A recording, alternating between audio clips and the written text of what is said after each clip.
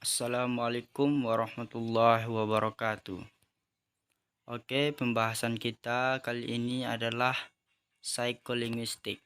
Jadi, psikolinguistik ini adalah kajian yang interdisipliner yang tergolong dalam makrolinguistik. Psikolinguistik itu adalah salah satu area atau kajian dari linguistik yang membahas tentang hubungan antara bahasa dengan otak. Jadi, di sini kita akan membahas bagaimana bahasa itu dengan otak manusia, termasuk perilaku-perilaku berbahasa. Secara makro, psikolinguistik itu dapat dijelaskan bahwa ada kajian linguistik, kemudian ada kajian psikologi. Dan pertemuan antara linguistik dengan psikologi itu disebut dengan psikolinguistik. Oke, sekarang kita masuk ke dalam aspek apa saja yang dibahas dalam psikolinguistik itu. Dalam kajian psikolinguistik ini, beberapa poin yang dibahas pada umumnya adalah yang pertama yaitu language acquisition, yang kedua language knowledge and usage, yang ketiga language production and comprehension.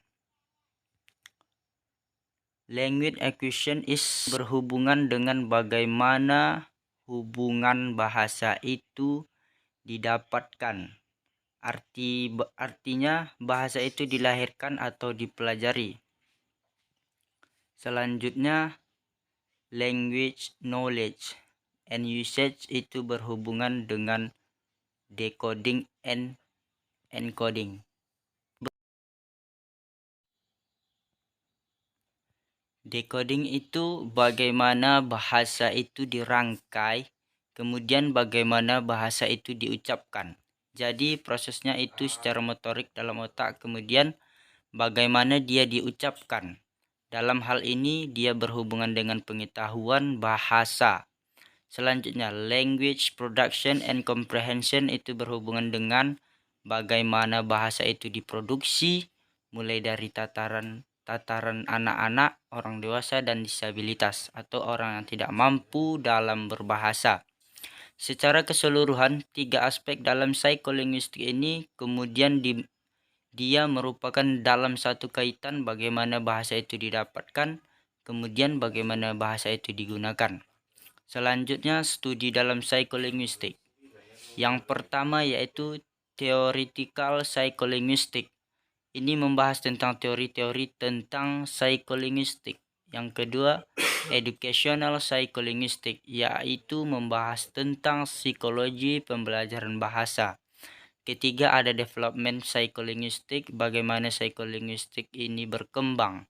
Yang keempat, eksperimental. Yang kelima, social psycholinguistic. Yang keenam, neuropsilinguistik. Dan yang ketujuh, applied psycholinguistic, dan masih banyak lagi. Baiklah, saya spesifikasikan saja kepada applied psycholinguistic. Katakanlah kita pembelajar bahasa Inggris yang tergolong dalam applied linguistics.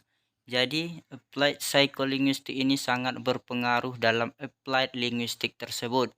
Pembelajaran bahasa applied linguistic ini juga dijadikan dasar bagaimana bahasa itu disusun. Thank you. Assalamualaikum warahmatullahi wabarakatuh.